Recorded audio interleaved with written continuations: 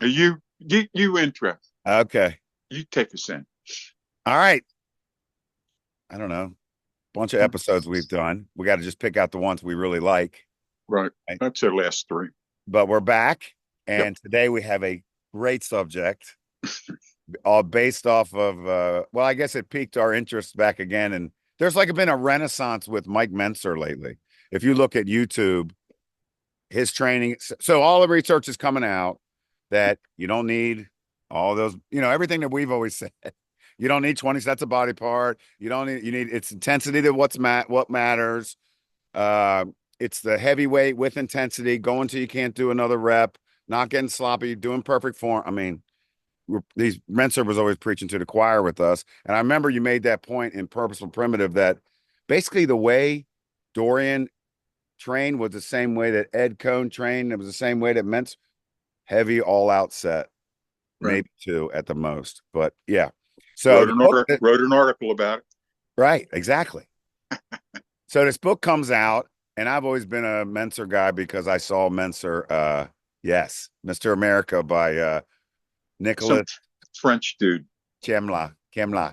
Yeah. Um, but I heard a podcast, then I bought the book, read the book, loved it, sent it to Marty, sent him a copy. And what it does is what do you call that? Like a novel biography novel or something, the way he wrote it. I call it a bunch of made up bullshit. Come on, there were some facts in there though. I know. So, You know, but he talks about stuff like he was very out front with what he was doing. right. He called it, I guess you would call it a fictional biography. Yeah, with It was anchored in true events, right. but the But in he would between, there was no way he could have been privy to the conversations, and right. he had, you know, and he's and okay, you finish up with Well, yeah, so what your he love did was fest before I rip it to when shreds. he Go ahead, I didn't say it was a love fest. go ahead. You know, Arnold always smacked me of being fake or like not what do you call it? Yeah, that's good. Yeah, Sincere, not Hollywood. sincere. Yeah, And Mentzer always seemed like "Hey, I'm just a guy who works hard. I'm a smart guy. We all know the trouble. No, I'm talking about in the beginning. Well, go ahead, we're go gonna ahead. get to the nitty gritty. I saw him work out in the Maryland football weight room. Yep. Yes, and so I've always liked Mentzer. Did all Anyway, right. Let me ask you a question. When you yes, saw him, what stage? He was a beginner. He was coming up on his way no, it up. was like he had just retired, but was still hadn't really announced that he was not coming back. So he was All right. Well, hard. so he was in 82, 82 good probably. IFBB shape. Oh yeah, I remember. I Did thought you, honest to God, did you find him freaky? I did not. what I remember, he was super wide. Now remember, he's You've lived. seen in the interim, Yeah, you've seen some dudes. Okay, go ahead. right. Your impression of Mentzer. Okay, super wide. How old were you? Eighth grade. You know, Eighth grade. 13, something like that. Something like Okay, that. so you're young and impressionable. I'm So he standing was at a the door. monster to you, Well, he was right? short because all the football players were 6. Yes, he was. Yes, He was shorter than me. I was like right. 5'8". He was probably 5'7", I think. Mm-hmm. So I remember saying, I just started getting into reading the magazine. So I just started seeing him. So I had seen him. Right. I remember saying to my friend, he's blue because his veins in his forearms. He walked by me and said, excuse me, to get to the water fountain. He was doing behind the neck, straddling a bench and just going to failure. And all the football players were like, come on, Mike, come on, Mike. Yeah, I said, oh man, he's blue because I never seen veins like that, you know. Right. And then that was it. And then I, just read about him. And then this book came out 25 years later, 30 years later. And I was fascinated by this book. And the good thing is he doesn't just focus on Mentzer, though, focuses on a lot of other people in the industry with a lot of inside stuff, which you were probably already privy to, but some of that stuff was new to me. God, Arnold was rough, wasn't he? I guess we'll get to, Yeah. yeah, Yeah. yeah, Yeah. yeah. So the book, there it is. You know, the first thing that scared me, What? 685 pages. Yeah, well, you got to skim the board. Well, it I would have skimmed a made little a bit. it as a professional writer, it would have made a good 250-page book. Boom. Just like, yeah, exactly. Right. Okay. So, and there was a lot of fluff and there was a lot of overwriting but he's writing in the second language. He's not writing in English at all. Somebody translated this for him, Yeah. and they were not really that good. His superlatives started from the first paragraph on the first page, and everybody was the greatest and the best and the most incredible that had ever been seen.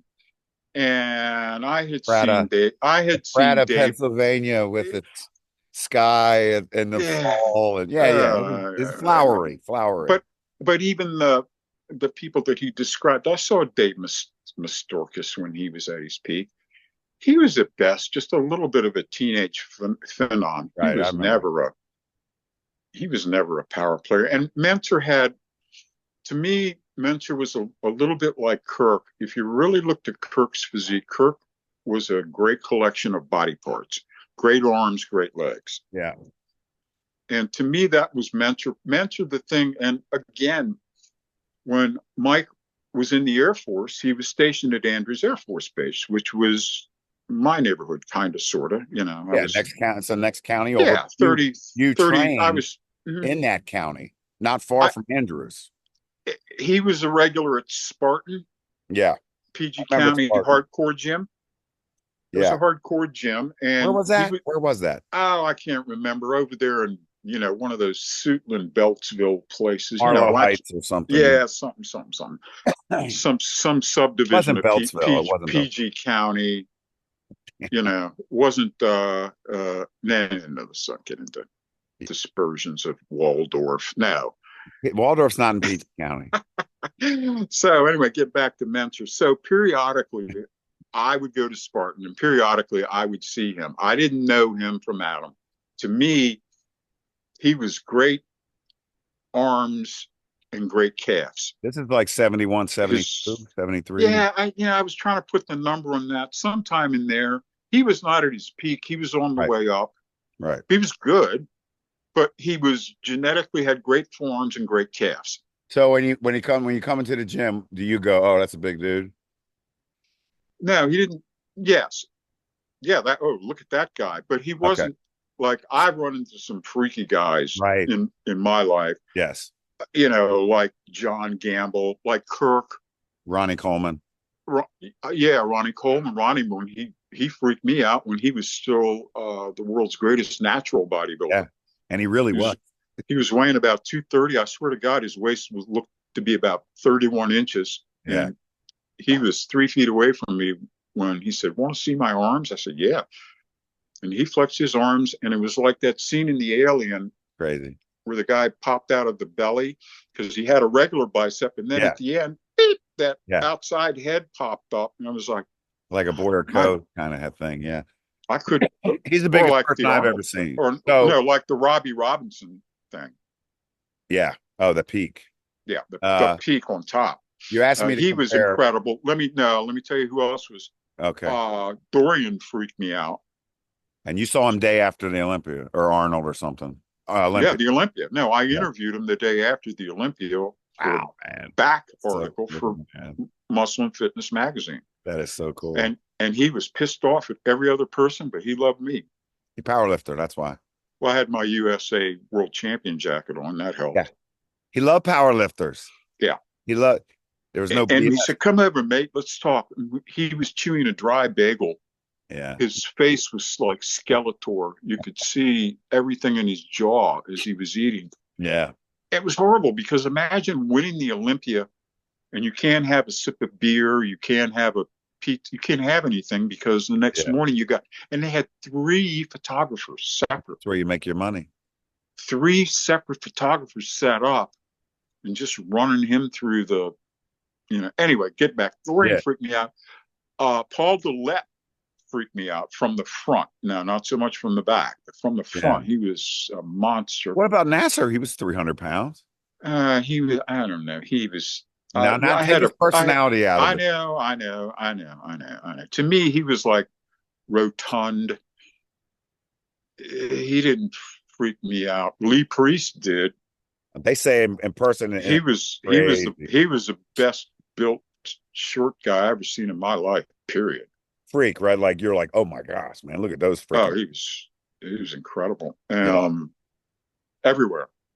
So Kaz seen a bunch of big was a dudes. monster. Ronnie Yeah. Coleman. I saw Ronnie Coleman at 320. Nah, I couldn't imagine because he was my height, 5'10". He must have been like, I must have been I've never seen a human. I've right, been around some big dudes, Reggie right, White, right, Jerome Brown, all those right, football players that were like right, six, 280, 290, 300. right. I've never seen anything. His arms were big as Mentzer's body. That was like, Yeah, yeah, I've never seen anything like that. Never right, seen anything like that. right.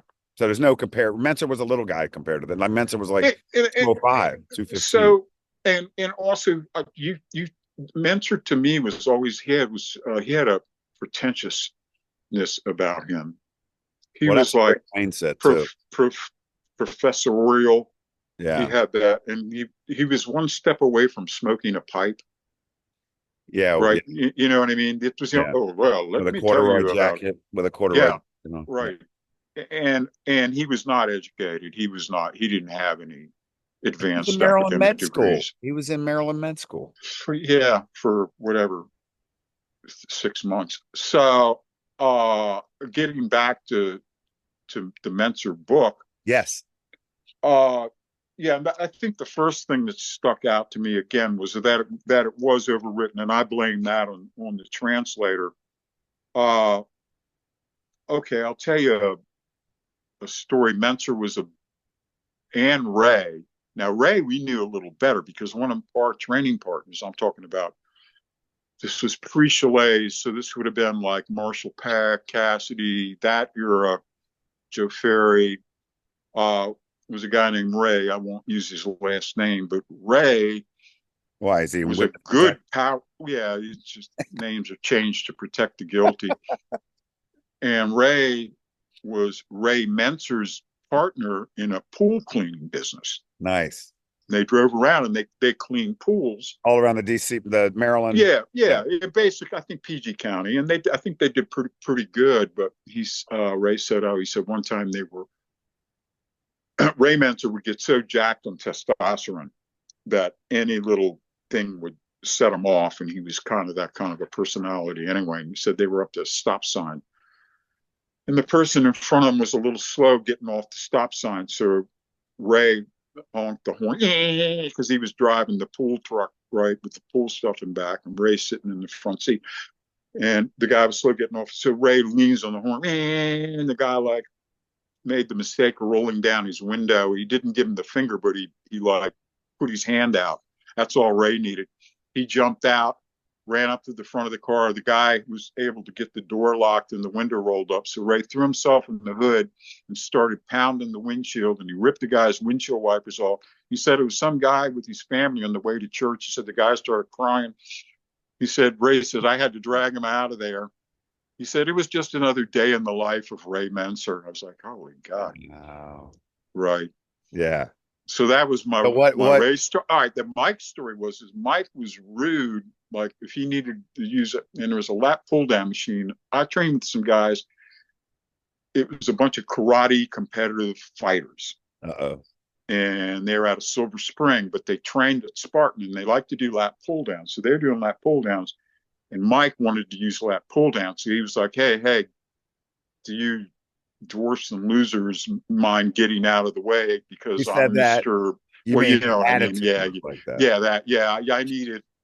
My pump is going I'm down. important. I'm important. Right. So that these guys are ready. They were fighters. They probably. Fighters fight. That's what they do. They were like, oh yeah, really? So I don't know something. They broke it up.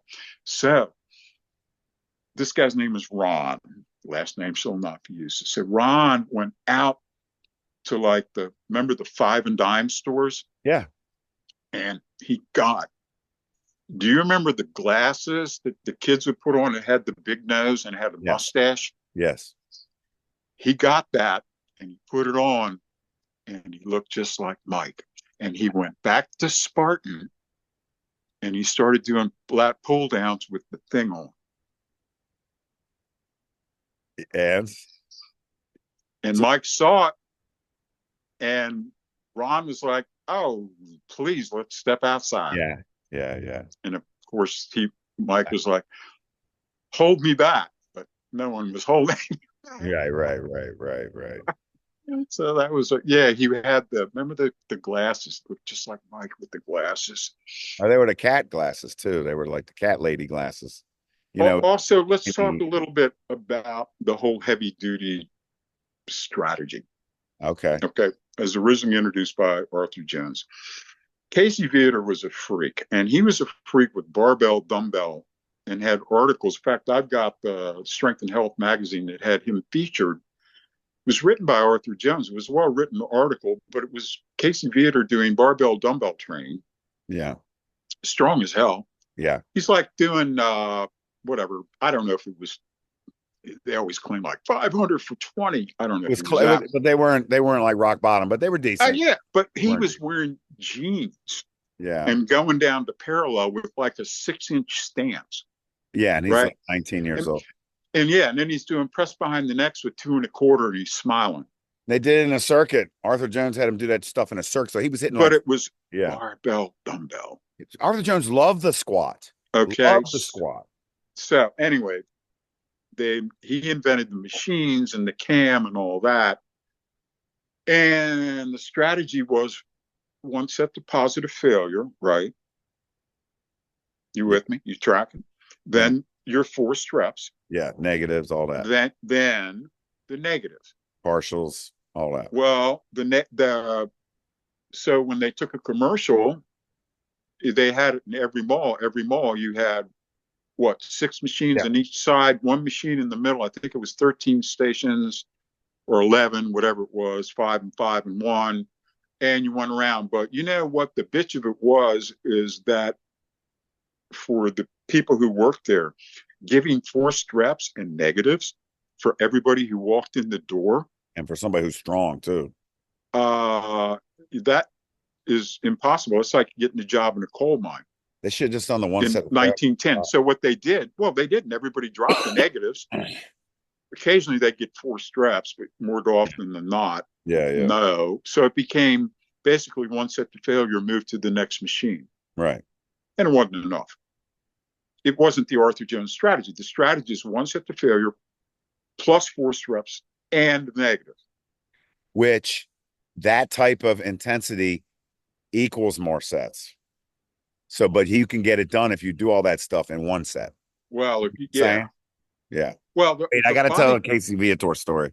I got to tell Casey. Let me tell Casey. So I'm a high school coach in Florida. Okay. Right? My last period is weight training class, right? I tried to have a phys ed class, but it was really tough for me not to teach kids that didn't play football. I would get mad at the other kids and want to fight them and stuff. So I'm in the last period and the AD comes in. She hated me. The athletic director comes in, but at this time she liked me. And she goes, there's like a Mr. Universe guy or something that wants to come and talk to the class. And what year was this? 97. Yeah. And I was like, what's his name? She was like, Casey. I was like, Casey Viator? Bring him in. So now he's what? Immediately. 50 maybe? 50? Something like that. Maybe. But yeah, he's a little younger than me. He'd be 40-ish. Okay, at the time. Okay, so he comes in, smelled a little bit like alcohol. A lot like alcohol. Now I have. How'd he look? You could tell he lifted. Like he was big and bulky, but you could see like a little bit of vein in his arm, but that was it. You know what I mean? Like, yeah, he was like 5'8", 250, 260. So, damn. Yeah, he was, but I didn't know he had been imbibing. Imbibing, is that the right word? Right. Yeah. So he tried to talk to my class. And this is 11. This is 10 o'clock in the morning. Yeah, it's like 2. But I knew more about him than he did. Yeah. So I was like, well, because I was a strength training class, so I was like, Casey was Mr. Universe, Mr. America at 19, youngest Mr. America. And the good thing is, like, you're all always saying do high reps to get strong, like lightweight high reps. Casey, tell him what you squatted for whatever. And he's like, I don't remember. And I'm like, no, remember you did 600 for 9 in 1983 or whatever. It was a Yeah, disaster. it's a disaster. He said he was just like, he was going like this. Yeah, nothing was Get, happening. get your education, Right, yes. Once I realized that they'd been drinking, I was trying to get him out of there. Right, Oh, right. Coach right. Steele, you had a guy who'd been drinking. Talk to your class. Where was this? Florida, Down Melbourne, south? Florida, Yeah. Melbourne, Florida. Yeah. Well, he was a Louisiana guy, Yep. I think so, right? Yeah, and then moved to Arizona later, but he was visiting a friend. But anyway, that's my and the whole Colorado project where he gained whatever 62 pounds in whatever 28 days. Well, the hard part was getting starved down. I think he you know, wasn't. I told him. He said I don't know. He had some series of events. I don't know. He got injured in the oil rig or something, and his average body weight at the time was whatever on 190, and because of this, he got down to whatever 158 or something or whatever it was, and then he started. He said, "I've never been that light in my adult life." 58, but I happened to be there. Yeah, it was perfect. And just started adding back those quality calories, and he was totally untrained. So it's just like, let's go. And there were rumors, and lift, maybe. There were rumors that he was. You think you can get? I know he was basically untrained at the time about the whole thing, but to recover from those type of workouts and still make gains, you think he was taking drugs? Yeah, because Jones said he was natural. Do you think Jones? Of course. You think Jones knew? I don't. It's all conjecture, of course, but Arthur Jones never struck me as a guy with a high moral standards. Scruples. Right. It didn't seem to bother him. Right. The way he talked. He was another pretentious. Well, the egos are just, what is with the egos, dude? Well, he made a lot of money. Anyway, let's not get on to him. Go ahead. So years later, I worked for Muscle and Fitness. I was the training guy. I wrote the training articles. My Muscle and Fitness era coincided with the Dorian era. Perfect era. So hard work. My job was to interview every month the top bodybuilders in the world under Viator contract on how they trained and how they ate. That was my job. So, I did 83 feature articles for Muscle and Fitness. Nice. And I wrote this thing because at the same time that Ed Cohn was on top of the world totaling 2,400 was the same time that Dorian Yates' Blood and Guts came out.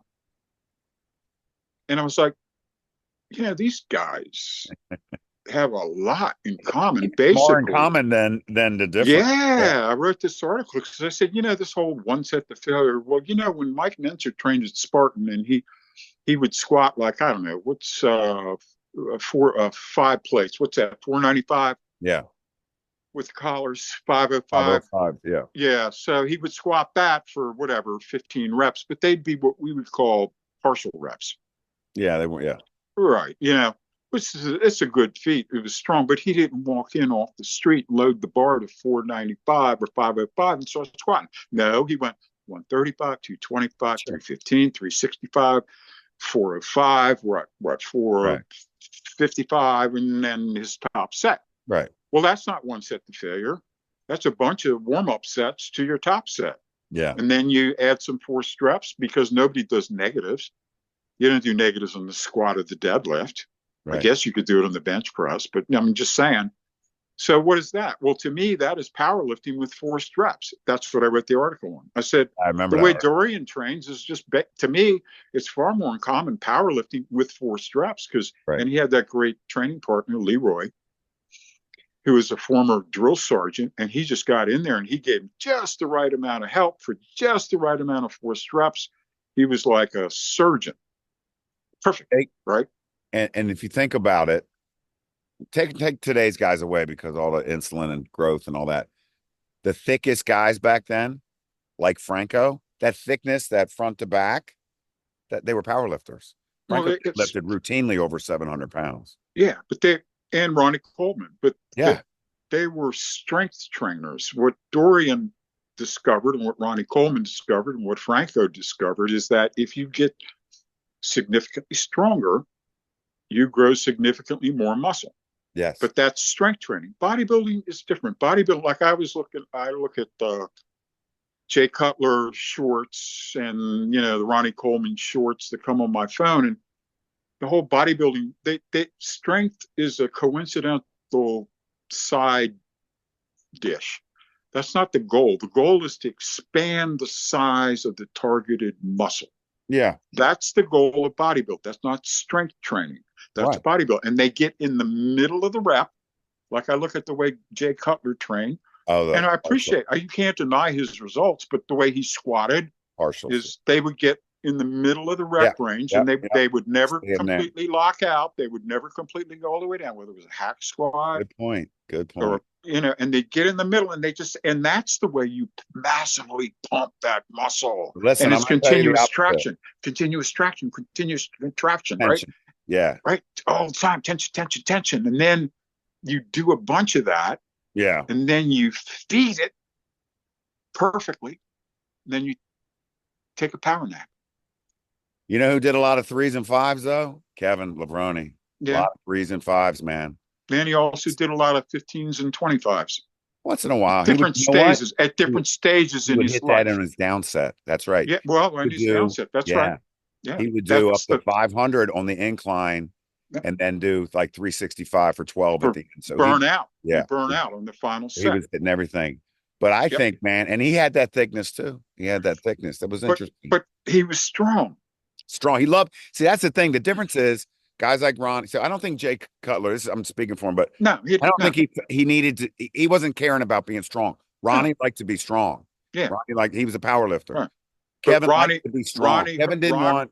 Ronnie ended up in a wheelchair because he used poor technique with extremely heavy weight for a long period of time. Yeah. You can't do that. You have to have technical perfection. And also be partial reps. Ronnie Coleman's squats would not pass in competition, not even close. Kevin's would, and Kevin Bench's would too. I see he tore his pec once. Yeah. So that's why I was always surprised. He was benching 500 at age 52 in front of me. Right. 55. Right. But with good technique. Oh my gosh. Yeah. Straight line, wrist perfect. Yep. Everything. Yep. Feeling every inch on the way up, every inch on the way down. Yeah. And no, not even close to failure, man. He wouldn't even come close. Dorian told me, he said before he got injured, he used to lift explosive. Right? He would explode the concentric. He'd coil out of the bottom, yeah. He'd coil on the eccentric on the lowering or in the loading, and then he'd explode on the on the push phase. But he got injured squatting. I never saw him squat. I'm sure he had been forward squatting, but anyway, got injured, and he had to switch to purposely slowed concentric. And he said that was my next level of development. Yeah. And then he would not, how, let's say you're doing a curl, you come down to the bottom and then you get that little bounce and then come back. He was pausing. No. He was pausing. He was doing push downs. He was pausing, squeezing, all that. So, yeah. So back to Mentzer, man. Back to Mentzer. So, you're talking about heavy duty on the big exercise. Now, what about? Did you see him do any little stuff like he was doing pullovers and all that? Yeah. 1 set to failure, 2 sets. Yeah, but again, on a machine, it's much easier to administer force reps and even negatives. If you have 2 strong partners, I guess you could. But I mean, it's a bitch. I mean, if a guy's doing, I don't know, even 2 1/4 in the incline Smith machine bench press, that's kind of where 2 dudes out. I don't want to do all that, man. I don't want to spot all that. I got a set to do. You know what I mean? I don't want to have now in a curl. I guess you could. Yeah. And so I can see your last couple reps, but I'm not going to have to. I don't want to get fired up to spot a guy. What are you going to do? You going to get on the floor to give him a negative in the deadlift? Dude, there's these videos out. I'll send them to you of Platt Prime. Oh, Platt, yeah. So now he's at the end of his workout. He squats 315 for 25. Right. No problem. But he's doing curls, right? He's doing curls with like 30s. He's doing curls. He does them perfect for as long as he can. Then he starts to cheat. Then he rises up and does hammers. Right. Then he squeezes and squeezes. Right. I don't think he was he looked at it like he was painting a picture or something. He talks like that, Right. like I wanted to go somewhere, and I don't even, it's just like a byproduct. He got big because Well, he was into all this he was mind stuff. his thing was how far into the pain zone can you stroll? He said, get this close to tearing something, which we know he Right. did. Yeah. It's close Or to tearing. passing out. Yeah. It's you. It's like in India they called them fakars, Fakir, and those are the guys who could lay in a bed of nails. Yeah. Yeah. They could Walk be through fire. they could be buried underground for Ugh. protracted periods. They could be, hold their hand, Oh, you froze. but still he held his hand over the. And again, that's kind of what Platz's thing is like. Yeah. And you see him coach. I don't know. He coached on Sergio. Yeah, I tell you, there's another guy who freaked me out with Sergio Oliva. Oh, you saw him in person? Yeah, He was in big. street clothes. Bill Pearl Oh, didn't. Bill Pearl didn't. Bill Pearl was never cut. Bill Pearl was he had big always forearms. smooth. Yeah, yeah. I mean, but not as big as Mentzer's, not as big as Kirk's, right? Interesting. Yeah. Just yeah, that guy looks great. Yeah. Looks fantastic. Okay, but not like Lee Priest or Dorian Yates. I mean, that's different. So Mentzer was just not doing heavy duty one set on squats and benches and stuff, but on the machines, he probably Oh, was. the machines, yeah, absolutely. I mean, on the lat pullover, and again, he's a guy who always had a lot of help. Yeah, he always had a couple partners. Oh, so any place he went that he wanted to work out. But again, in the book, the whole degradation, despite all his, heavy thoughts, he was continually just self-destructive to a point Yeah. where he killed himself. Well, I think he was bipolar, and I think they never diagnosed. Well, yeah, I mean, but And the again, amphetamines did not help it. well, Anne, how do you say her first name? Ayn Rand, whatever. Ayn Rand, She yeah. she was an amphetamine. He kind of got that from her. He really worshipped her. She had that going for her. She smoked, and apparently amphetamines back then, like cocaine, I think was available over the counter. Housewives, everybody Yeah. was taking it. Greenie. So he Let me got ask into you this. that. His girlfriend at the time, her name was Kathy Gelfo. Kathy something. Gelfo. Kathy Gelfo. She told me that he fasted every Monday. Mentzer did? Yeah, like that was one of his things. That Richardson every did. Monday he fasted. What was so we all know, so Arnold makes a comeback after being retired for 5 years. That was a ripoff. And the next year, that Franco thing was even worse. That was Oh, the horrible. bitch tit. Oh, and his legs were horrible. Oh my gosh. Right? Would not Terrible. win Mr. Beltsville. No.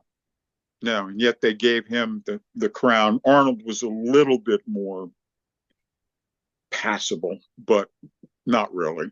So Mentzer loses to Zane in 79. See, I didn't get that. Yeah, so now Mentzer wants to win the 80. He's a favorite. He's a favorite. Yeah. Arnold comes out of retirement, treats everybody like crap, doesn't do any of the mandatories. Right. Franco's allowed on the stage to Mentzer's like, so Mentzer with this Ayn Rand stuff believed in man being this ultimate ethical. So that's what he believed with the body, was that you build the body, make it into an art form. There reach potential. And same with man, right? Man's supposed to reach their intellectual potential, their physical potential. And on the way, you're supposed to have this moral code. Man is supposed to act a certain way, get to where you're going in a certain way. So Arnold comes in. And now, wait. Now, as he's having these thoughts, he's listening to Wagner. Right. And read Nietzsche and all that. And then Arnold comes in and doesn't care at all. His life ruins, and he came back to show them. Arnold called them mini champions. Yeah, and Sir Viator, Robbie, mini champions. Yeah. You got to admit, he's sort of right. They all just sort of were nibbling at his heels. It was not an era of great bodybuilders in my my estimation. I mean, I remember the year that Bertel Fox was like massive and ripped, and he placed like, I don't know, fifth, 83. something like that, right? And it's just like, it's just judging. It was It's crazy. bodybuilding is ridiculous in that it's subjective. It's like So figure stupid. skating, Yeah. right? I It's remember like, I but would do yeah, the shows and I'd get on stage and I'd go, "Oh, it's over now." Like it doesn't matter. Once you're done right, training, it's over. yeah, Because now you're just standing there in your Speedo and some guys are saying if you're good or not, but yeah. it doesn't matter what they say. You know what I mean? It's not like you're running a race. It's We're their fighting. opinion. Yeah. It's the strangest thing. It's the In strangest. yeah, in lifting, you either make the 500 or you don't, Yeah. right? Yeah. It was the strangest. And or you got turned down because your lift was terrible. Right. In bodybuilding or in figure skating or in gymnastics, you got a panel of judges looking at Yeah. you going, man, and you could have some really, really ill prepared people on that jury because of whatever money or commercial considerations. Yeah. You know what I mean? There's a Oh, lot of, speaking of money, so Bill Pearl excused himself from the 80 Olympia because he was going to judge, but he had helped train Chris Dickerson. So he said, I can't do it. So he never was going to compete with Weeder. who, Never going to happen. Bill Pearl? Yeah. Uh, so then his He, judge comes up to Arnold after prejudging.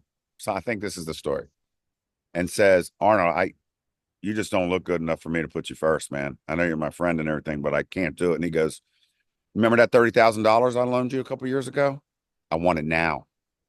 And the guy goes, oh, I don't have it now. You know what I mean? Like now I'm going to give you first place. Arnold was cutthroat, man. And then he told uh, Mentzer he couldn't win because he had a big belly. And Mentzer goes after him in the right. warm up, And Rick Wayne said when Mentzer approached him, Arnold sat right back down. He wasn't a fighter. Arnold wasn't a fighter. Yeah. Bodybuilders aren't fighters. The Mm-hmm. first thing they do is rip off their shirts, right? Hold me back. They're Hold searching me for back. somebody. Mm-hmm. Hold me back. No, bodybuilders are not. No, Yeah. it's not. It's a But that different. what was interesting in that book, When and I they look their best, they're at their Mhm. weakest. They couldn't run 40 yards without toppling over. Me and my If you're staff, truly we said it ripped, all the time. The worse you feel, the better you look. that's right. No question.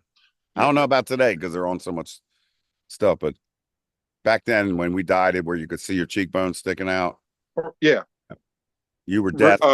Death. Rich Salke told me that he would get so lean that the bottoms of his feet would hurt because their padding was gone.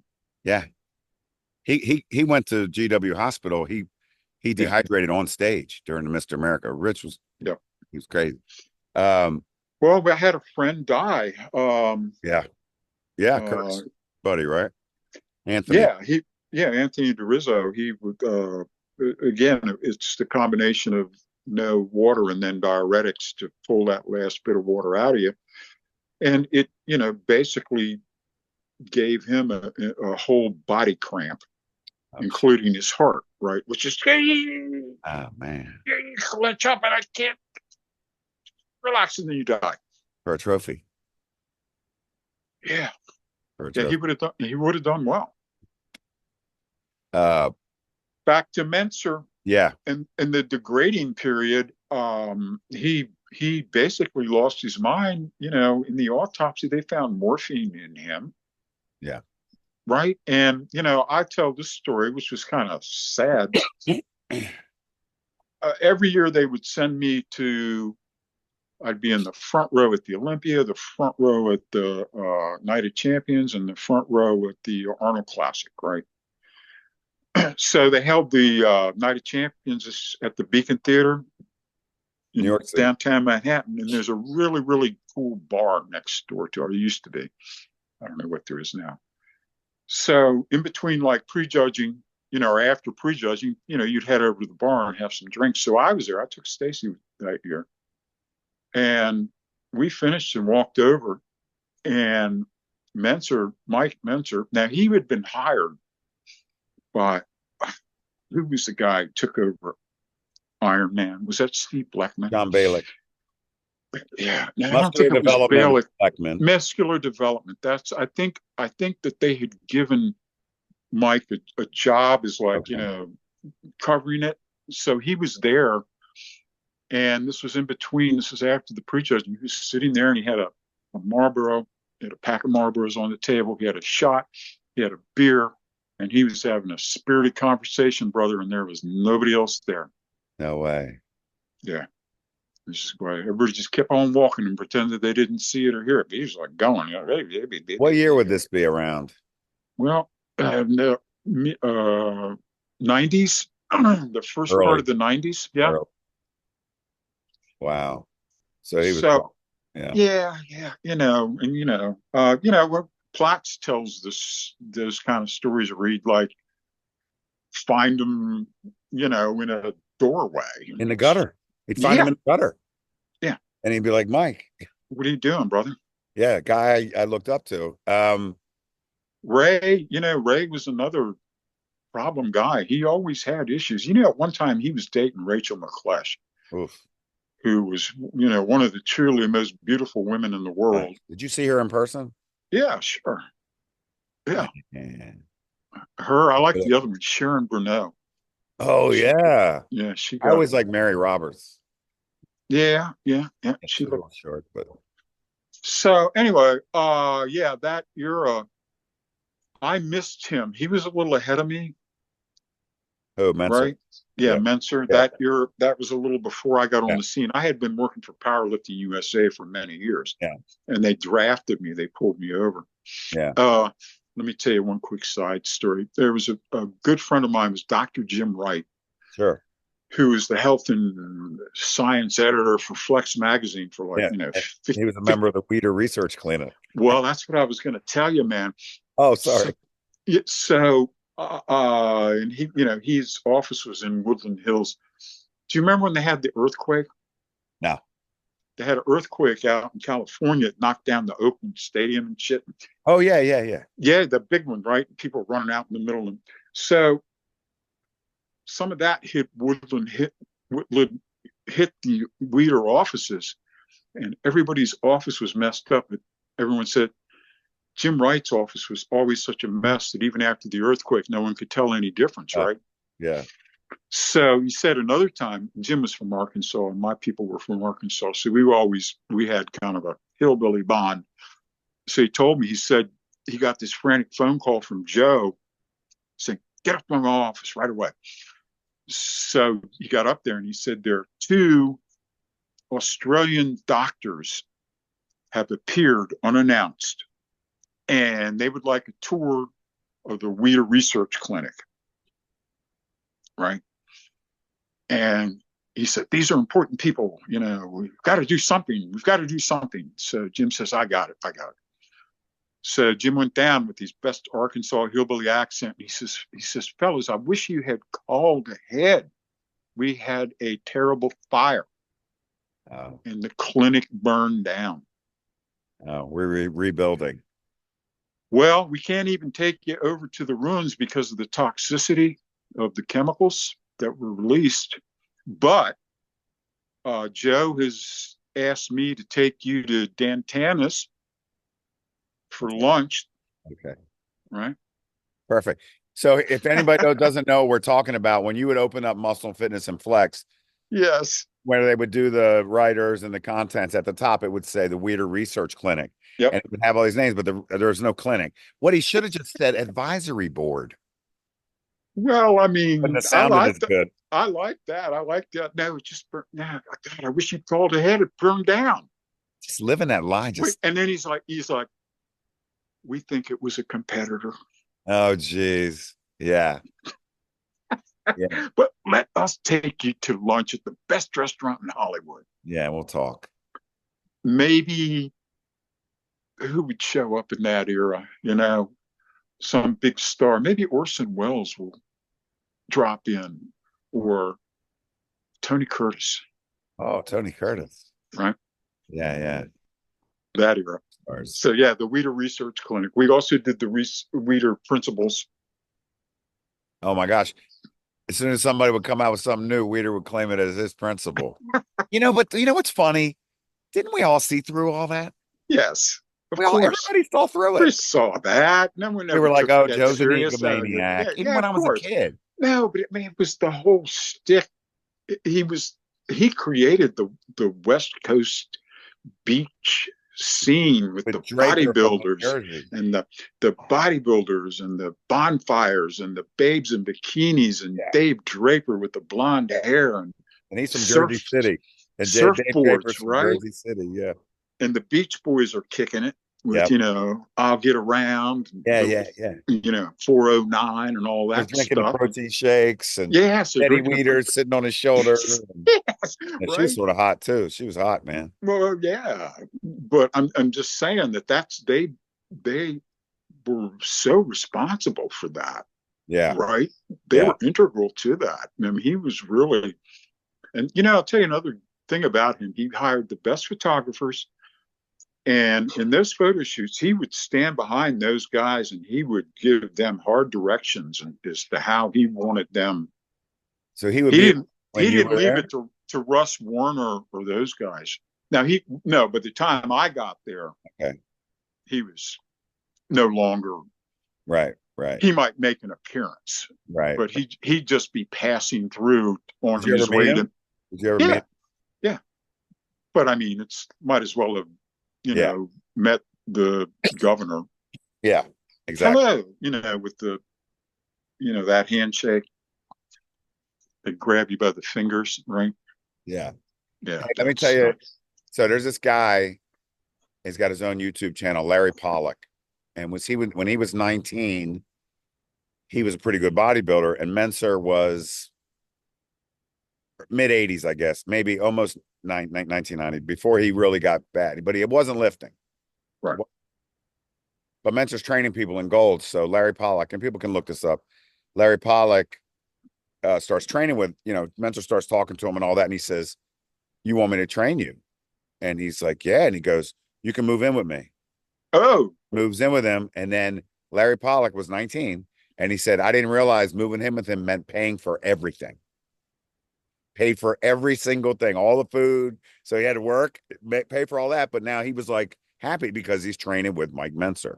it's like an indentured servant. So, yeah, exactly. So he said they would wake up in the morning to go train and they would have espresso. Then they would go, he was saying this, he would go downtown and he would buy meth from a meth dealer. Wow. He would do the meth. Then they would take an Orbitrol, which is like an ADHD medicine. Then they would drink a couple more espressos. Okay. Then they were ready to train. Again? Now, the kid didn't do the meth. The kid did the Orbitrol and the espresso, but he said Mentzer had to have that meth. I guess he was snorting it. And then they go to train. He said we would never go to Gold's. We'd go to this little Nautilus place. And we would, they would split the body parts. It'd be like chest and back. He'd say we'd warm up a couple sets. And then we'd go to failure. We'd go beyond failure. We do and Mentzer's training at the Al time. Mentzer's training with him. Okay.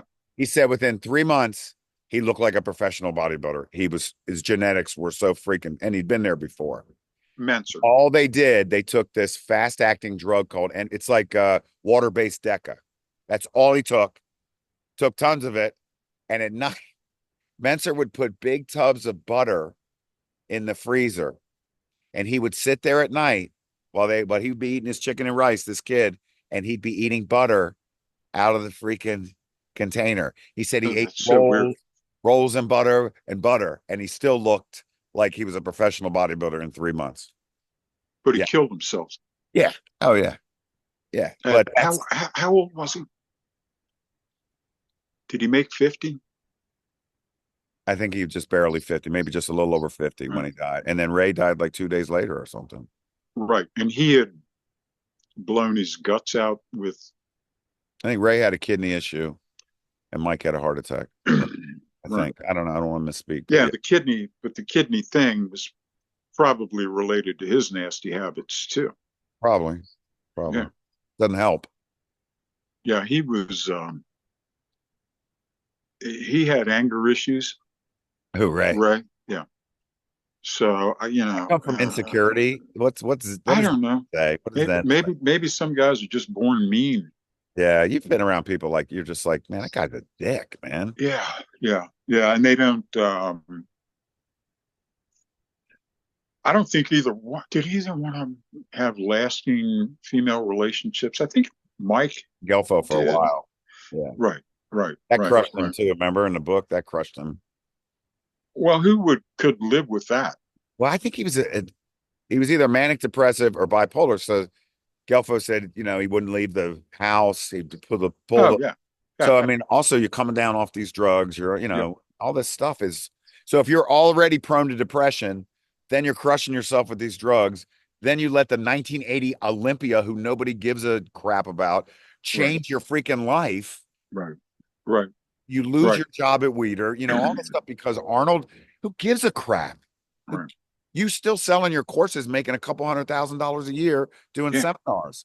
yeah, You can only be one Mr. Olympia, and Arnold was yeah, bigger than the sport. So you got yeah, no shot, man. You got yeah. no shot. Right. So just if you're following the Ayn Rand philosophy, that's realistic. That's they always talk about being realistic and what you see is what you get. Like Right. they don't believe in a man in the sky, a God in the sky because you can't see him, right? So you can see Arnold. You can see this is the real life. People are evil. This is what happens, but he just couldn't get to that place in his head. Uh, well, I think that's a kindly way to look at it. What do you mean? No, I do. I think that there could also be the fact that he was just a very odd dude Yeah. who you combine just the basic strangeness with a bunch of chemicals and again also the performance enhancing drugs. You throw that into the Yeah. mix and the amphetamines and the I didn't get he didn't mention a lot of amphetamine use in the book. Some. And I, Yeah. I suspected that as the prevalent dominant, and they also drank, Yeah. Vodka. right? Yeah. Yeah, He drank vodka uh, pre-contest. again, this is just, I never, the whole bodybuilder, I could get into a lot of that, but Well, let me ask you this. Let me ask you this. Guys that that were athletes first and then did bodybuilding or bodybuilding, but were athletes first. They sort of ran out of stuff to do. Or I don't know that many amongst the top pros when I was there. There were very few that had any kind of substantive athletic background. okay. So Other that's than I would say Ronnie Coleman, I would count Dorian Yates learning weight training in reform school. Franco was a boxer. Franco was a great athlete, Yeah. but The Arnold point I'm Arnold getting Arnold to. won the powerlifting championships. Ronnie Coleman was genuinely strong. Yeah. Lee Priest, there's some video of him doing some crazy Yeah. But strong stuff. here's But my question then. past that, I think most of them don't have. They have very little past athletic background. In Right. And powerlifting, that's my question. we had a lot Right. of athletes in powerlifting that went to the top, particularly in powerlifting, particularly the wrestlers. And football, furnace. But listen, what I'm saying is if you just bodybuild, because Mentzer was an athlete. If you're an athlete and then a bodybuilder, you're not weird. If you're just a bodybuilder, you start off in your basement, you're real insecure, you're small and weak, and everybody's kicking your ass all the What do time. you call it? You div- You have a phrase for what do you call it? The little boy in a gorilla suit. Yeah, Yeah, that's right. little Your, boy in the gorilla suit. your brain hasn't matured. You're just wearing this suit of armor that you think is going to protect you, but you still got your same brain, man. You know? Right, Yeah. right. So I think, when you're competing, you're around other people, you've got teammates and or you're in your basement, or it's just a narcissistic way of living. And you start when you're a teenager.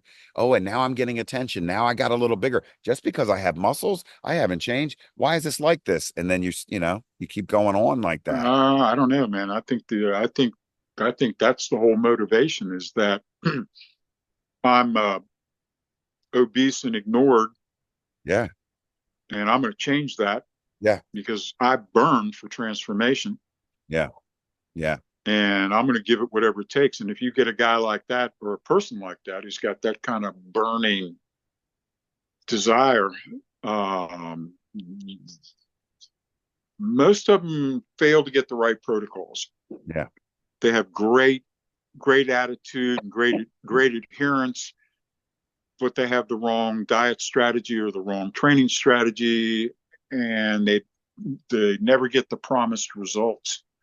So it's tough. You got to have somebody who's got that burning desire to change, but they also have to get hooked up with the right protocols and hopefully with some sort of a mentor.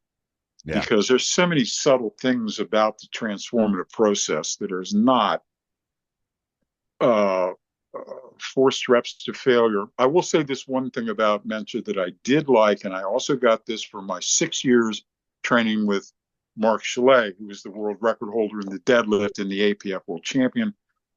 And Mentzer and Chalet were just these huge proponents about rest. Wow. That was their thing.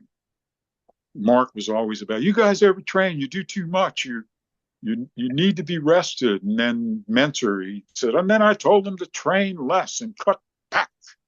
Right. Well, Pat's only trained legs twice a month. Well, there you go. That. And then you read Charlie Francis' book. What's he say? He says all the sprinters, he said he got it from the East Germans and the Russians who were kicking their asses. And he found out that they were only allowing their sprinters to run all out once, maybe twice a week. And the only way to get humans faster was to exert some sort of 102% effort when you're 100% rested. Now, if you exerted 102, doesn't make any sense. Well, if you exerted 102% and you're 78% rested, just by definition, your results are going to be subpar. Yeah, agree. Well, that was Mentzer's thing. Oh, you have to be totally rested. That was Chalet's thing. Oh, you guys you guys do too much stuff, man. And Chalet set world records and looked like a. Now he was a freaky guy. He'd made 2 Mentzers. Oh, I'll tell you another Mentzer story too. So this would have been in the 90s. So the Amateur Athletic Union, the DCAAU, was a big deal. Pete Miller. Yeah, Pete Miller was the president. He was an old Olympic lifter. He was one of my Olympic lift mentors. Okay. I went over to live with him in Alexandria, Virginia, at the start of my Olympic lift career. Yeah. You lived with him? Yeah, like in the basement. So the AAU, they got all the sports together. There's a ton of them, right? So they filled the,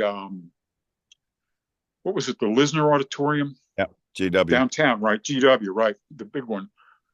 And I don't know, what does it hold, like 3,500 people?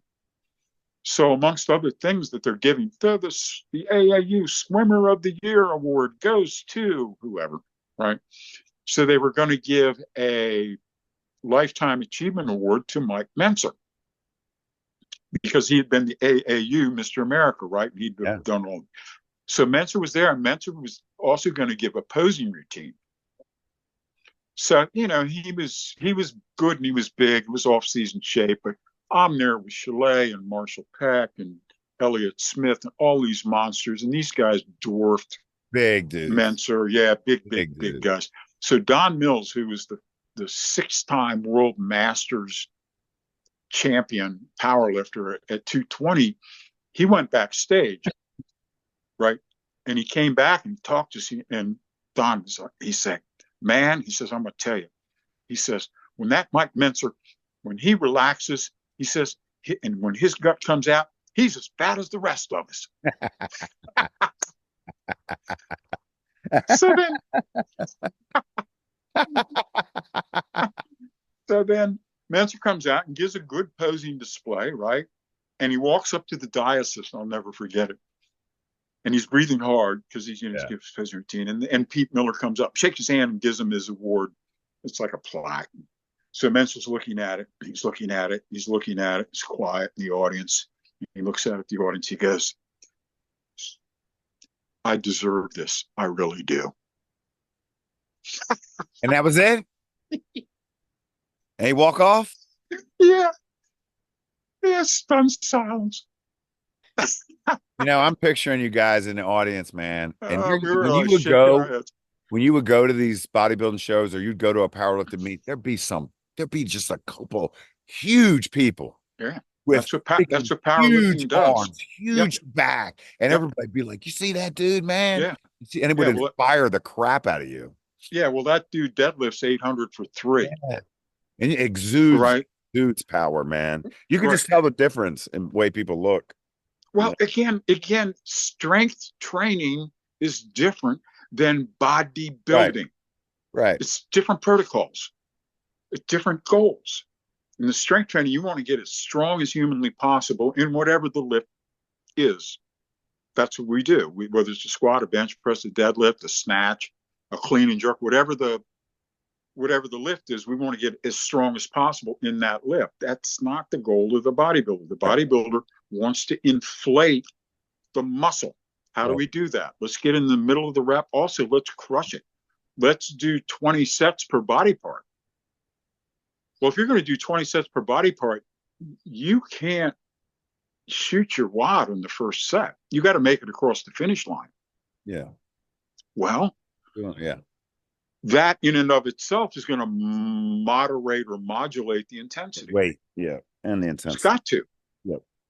Yep. So whereas Dorian says, and if you look at the Blood and Guts video, this is great, where he's doing the incline with 435, and he gets 7 or 8 reps. Excuse me. On his own, and then I believe Leroy steps in and he gets another 2, right? Yeah. And it's like, yeah, that's Kirk with some forced reps. Yeah. Kirk would do 5 or 6 with 455. That's why he looks so like that too. And it's just what Bobby Myers would step in and give him a couple forced reps. So I guess Kirk would have, but Kirk had the wrong structure. Kirk had narrow shoulders, wide hips, great body parts, arms and legs, incredible. Yeah, he got really muscular. He told me that at his peak, he had 33-inch legs and a 38-inch waist. Boom. And obviously probably a 52 to 55-inch chest. His arms hanging were 20 inches. Yeah, he is big. He was big. And just muscular and ripply. And I mean, he was no fatty. Oh, no. Well, that's everything. Anybody can be big and monstrous. And I see most of the super heavyweights that I see today, huge upper bodies, and then kind of was what my father would call piano legs. What's that? Thick at the top? Yeah, piano legs, thin legs. Oh. You don't have, obviously you have no culture in your home. Well, do you have records or do you have records? I have a piano. I have a piano. Look at the legs. You never looked at it. Oh, the advent of the super heavy. They look bad. Yeah, they look bad. But the other guys, even Steele knows. Stay away from piano. Stay away. So back to Mentzer. So 81, he talks a bunch of guys into not competing because Arnold's the promoter. That's what happened. Yeah, good. Zane, Boyerko, all those guys, they didn't like the way Arnold acted. It was a ripoff, but so what? It's just bodybuilding, and it's subjective. So 81, so in 78, Franco shatters his leg with a refrigerator on his back. Yeah. Comes into the 81 Olympia. Then sues and wins. Yeah, it was a bunch of BS. Yeah. Unsafe. But comes back with 0 legs. And a bitch tit, like some gyno, like right now they would back you out of What's your point? And wins. Yeah, that's right. And Arnold's the promoter. That's right. So Mentzer's like, I told you, but guess what? Doesn't matter. Nobody gives a crap. Right. Nobody cares because bodybuilding goes on, the machine goes on, and Mentzer goes down. Yeah, ends up in, remember the bank episode where he's out of money and he's saying that he's had his accounts drained and the police have to come because he does it every day, goes in there all the time. Well, I want to know why Francois Mitterrand or whoever wrote this book didn't put the stuff in about going down to get the meth every morning before. What was that? Before they left. train? Before. That was that was Mentzer's pre-workout. So he couldn't just drink like a no. Had to have some meth. Wow. And then an Orbitrol, which is, they say, is like a amphetamine family. I had heard that certain bodybuilders who shall remain nameless would use the other one, Quaalude. Take Quaalude before training because they could force out more forced reps because they couldn't feel the pain. Don't it make you sleepy? Apparently, I don't know. You got to use just the right amount. Maybe they counteract it with a quadruple. Maybe counteract it with some meth. Hey, why not? Hey, you know what everybody does now? No, I don't. Everybody smokes weed before they lift. The parking lot of my gym is like a Jamaica. It's like a ganja factory, man. Huh. And then I give them my regards. Oh my God! Well, there's a dispensary. It can't. I should be their patron saint. It depends on your personality type. I found it a concentrative. Yeah. Other people find it a diffuser. Yeah, I just want to be just like, oh, I love everybody, and that's not a good lifting. I see. Mindset. I can get so dialed in. I can get so focused that everything goes out. Right. Yeah, that's a good. That's personality, I guess. Also like musicians. That's what they will use. I could see that for writing and musician. I could see that. Yeah. But lifting. Well, I don't really interact with other people when I lift. You know what I mean? It's like you're wearing your music, and you know what I mean. They're there to spot you, but I'm not there talking to them about who's going to Towson State while I'm squatting. One of the guys, my buddies, the other day said, "Man, you done already?" It was like 20 minutes. Yeah. I was like, "Yeah, I don't look at my phone. I don't talk to a soul." Yeah. When I walk in, I say hello to everybody. Hey, bye bye to my buddies, and then 20 minutes straight, I don't stop. You name me a body. You name me a body part, and I can crush it in 20 minutes. Just put the bar on your back and start squat. Or it's very pushing or pulling. Because they have to have their headphones. They have to have their pre thing and their post thing. And I'm not doing any of that shit, man. I'm 1965 at York. I'm not doing any of that stuff. Or like, of all the concepts that we introduced to our friends in Virginia Beach, I think the one of the ones that they liked the best was this idea of roll out of bed strength. Love it. And again, it's like, okay, what percentage of your strength, let's say in the bench press, just to pick a leg, do you have, if you had to roll out of bed, go to a maximum? Yeah.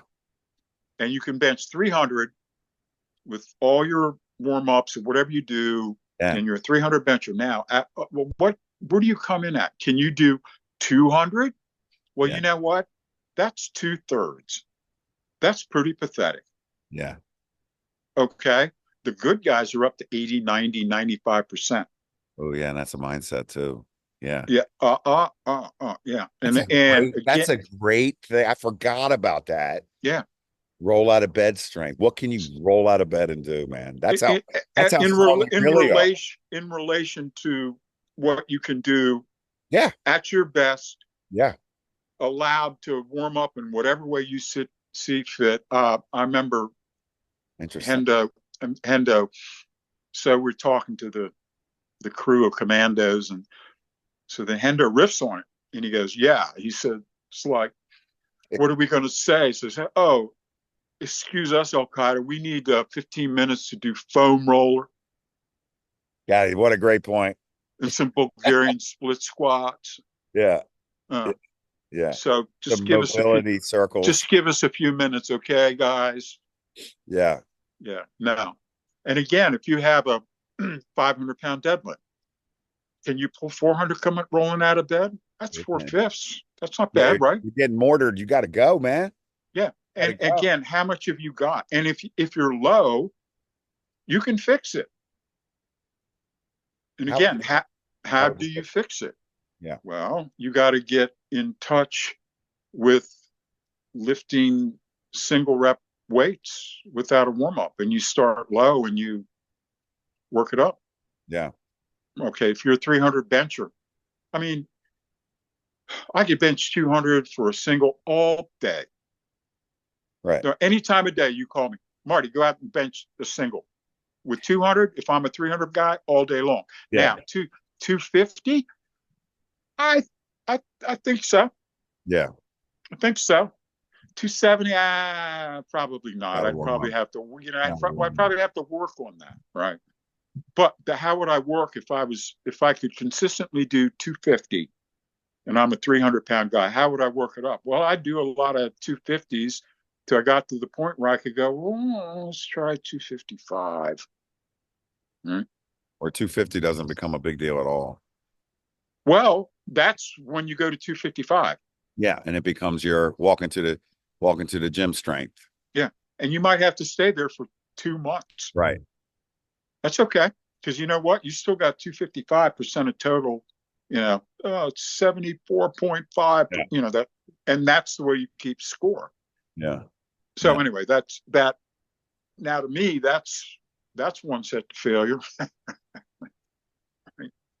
Right. Man, you can apply that to so much stuff. You apply my last workout before, I guess it was the 90. I'm going to say, I think it was 1994. I went to the World Championships, the World Masters Championships in Slovakia. And by the end of the powerlift cycle, I was so sick of powerlifting. Yeah. Do you know what I mean? Just so burnt out on it. So my last deadlift session, Bobby Myers was there. So he said, all right, what are we going to do? So this is, honest to God, my last deadlift session, 10 days out before I lifted. I got third, by the way, in Slovakia. Now, I'm 15 days out, my last deadlift session. So I went in, put a 100-pound plate on each side with the 5-pound collar, 255 for one.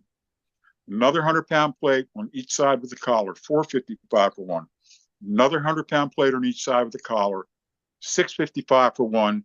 See you later. Done. Goodbye. And I pulled 680 and missed 700. Yeah. But I was just like, yeah, I'm so done. I'm so done with this. Yeah.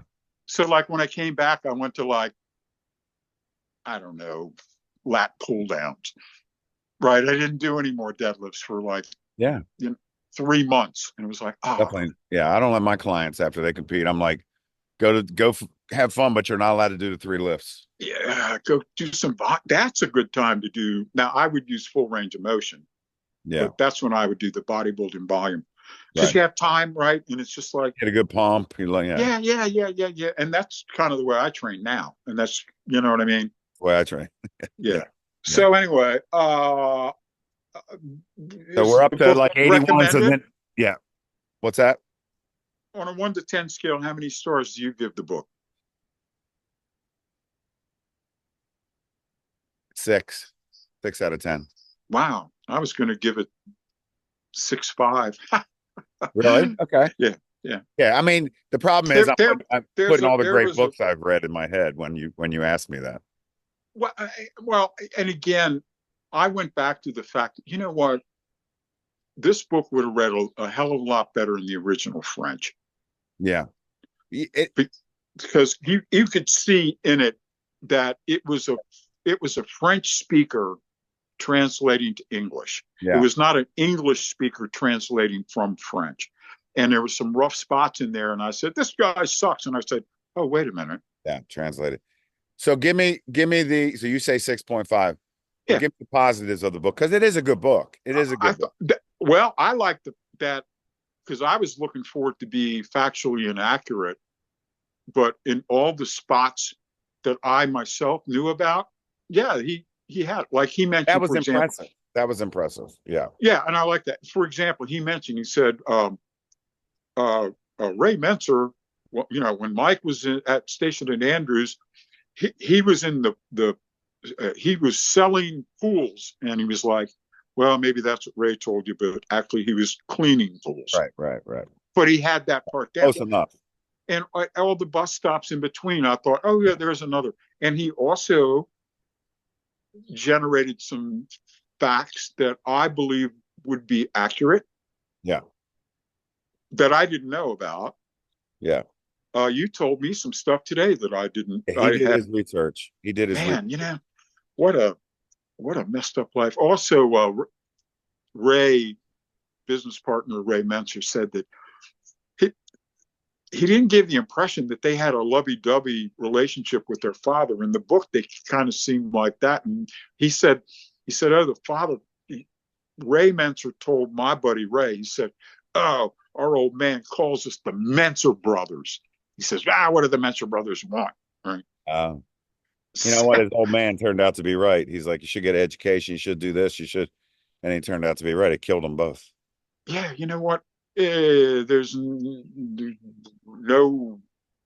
one that I would wish their life on. Everyone said, well, they soared so high. And it's like, really?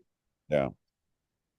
Right. And Arthur Jones, I think his whole legacy was just so weird, so strange. Bill Pearl had some crazy stories about him. Yeah. And it's just, almost P. Diddy kind of stuff. Oh, geez. Right. That type thing. And just like, and you're hearing this stuff, and Bill spent time with him. They were going to do a movie together. Oh, no kidding. Yeah. Jones was going to film. They were going to do some sort of underwater horror film, and Bill was going to be the monster that, emerges and rips people's heads out. And, and then Bill just described all the issues and problems that they had, to the point that they were, literally Bill was going to beat them up. So I don't know. And Jones always would threaten people with guns. Yeah, Arnold, Fred Hatfield too. Yeah. That was his thing. He was very threatening, and he was a little guy, super wiry, and just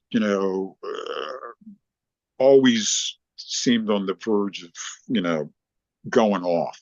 Yeah. But what was interesting about that author was he came into this cold. He's training at a gym in France, and his personal trainer started talking about the old bodybuilders and just mentioned Mentzer's story to him. And he's like, anybody ever written a book about that? And researches it. That's why I'm amazed that he gets a lot of that stuff right, because we know it because we grew up reading about it. And we were also I looked at his bibliography in the back. It wasn't as extensive as I had thought. I think a Dave Master was a lot of the interview. He said he got a lot from him. Right. And if Castello wouldn't talk, and a lot of people wouldn't talk. The guy who wrote the introduction, John Little. I knew John. John. Oh, no kidding.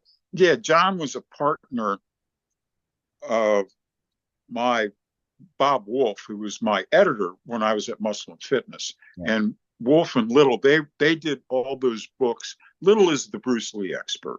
Like he's written all these books on Bruce Lee. That's his thing. Okay. But they also did, remember the series of books that came out? Remember when Manfred Hobel had giant arms? Yep. Well, Little and Wolf wrote that. And then they had had all those books that came out. And what they had is that both of them worked for Muscle and Fitness. So Joe would give them Chris Lund's photos. No, free advertising. They'd give them a half page or a full page for free. Yeah. Which at the time they were charging, I don't know, whatever they were charging, $5,000 a month for a half page. So they get this free space. So they'd create these books, and then they'd sell them in Muscle and Fitness, and they sold the hell out of some of those books. Yeah. So yeah, that was John Little. So it was interesting to see that he's hooked up. Yeah, he was Is big he friends with Mentzer. He and Mentzer were big friends. really? And so Little eventually came out with other books that were very similar to Mentzer's training style, but he called it like something different. And Mentzer would write the foreword and he would endorse it. But they would have Oh, rambling right, talks at night. like like Iron Force or Yeah, stuff like yes, something. X Yeah, Factor or something. Yeah. yes, He said right. Mentzer would call him at night, rambling, and I've listened to some interviews with that. I mean, I think it's tough to come out of that activity. It's not a sport, alive with everything. I mean, who do we know that's not messed up either mentally or physically? Dorian, True. He got out when he should have. Frank Zane. Frank's doing good. He's doing good. He's a little different though when you listen to him talk. He's those dudes when you're talking to him. Well, he's not Ronnie Coleman. You mean like really dumb? No offense, Ronnie. I'm just saying when you Ronnie's videos, I said to my son, I was like, I'm dumber from watching that interview. No, stop it. I'm dumb. Now he's yeah, great bodybuilder though. I mean, it's just not that smart, but neither am I. Go ahead. We'll have to edit that. Ronnie be like, what you talking about? I might be in a wheelchair, but I'm coming. Do some. I don't know. I think we wore Mentzer out pretty good, didn't I we? do. I think so too. There's nobody I would advise. I've never advised anybody to do heavy duty. Have I pushed that concept in my own way? I guess so. Anytime we've done a top set and somebody jumps in and gives somebody some forced reps, not that I do that. Yeah. But I have in the past, right? Yeah, 1v1.